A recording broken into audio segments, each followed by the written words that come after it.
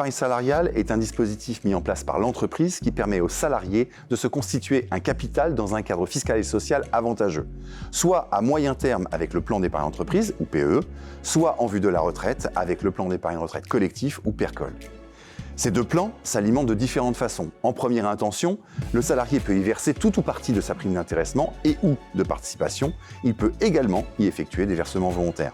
Parallèlement, l'entreprise peut de son côté compléter les versements du salarié par de l'abondement, c'est-à-dire effectuer un versement complémentaire lorsque le salarié verse dans son PE ou son PERCOL sa participation et ou son intéressement et ou de l'épargne volontaire.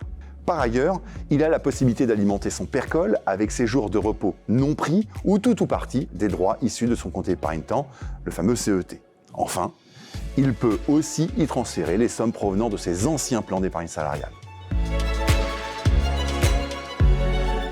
Le premier avantage réside dans les montants de l'abondement que l'entreprise verse et qui pourra atteindre jusqu'à 300% de ses versements annuels dans la limite de 8% du plafond annuel de la sécurité sociale, le PASS, pour le PE, ou 16% pour le PERCOL.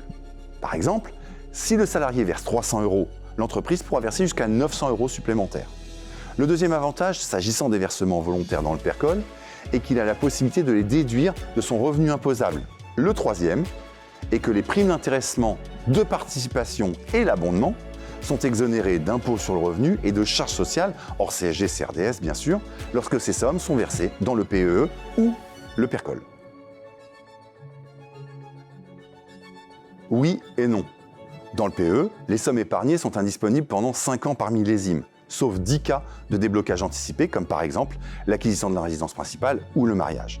À cet égard, vous noterez qu'en cas de rachat, les sommes épargnées et les plus-values sont exonérées d'impôts sur le revenu en dehors des prélèvements sociaux de 17,2% qui sont appliqués uniquement sur les plus-values. Dans le PERCOL, l'objectif reste la préparation de la retraite. De ce fait, les sommes épargnées sont indisponibles jusqu'à la date de liquidation de la retraite. En revanche, le législateur a prévu des cas de déblocage anticipé pour l'acquisition de la résidence principale ou en cas d'accident de la vie.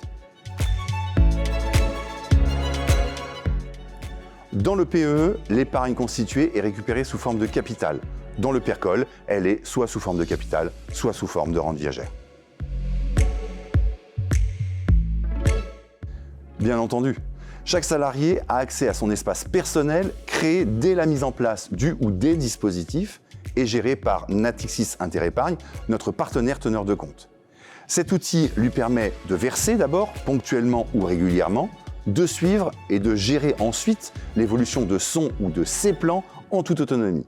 Il peut par exemple éditer un état détaillé de ses avoirs pour constituer un dossier de financement pour l'achat de sa résidence principale ou effectuer un rachat en ligne après la naissance de son 3e enfant.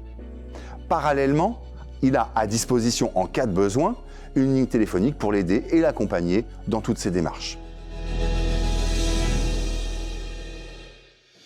L'épargne salariale est, selon moi, l'outil le plus efficace pour motiver et fidéliser les salariés, tout en les associant au développement de l'entreprise et en leur permettant de se constituer un capital dans un cadre fiscal et social très avantageux, à moyen et long terme, avec l'aide de leur employeur.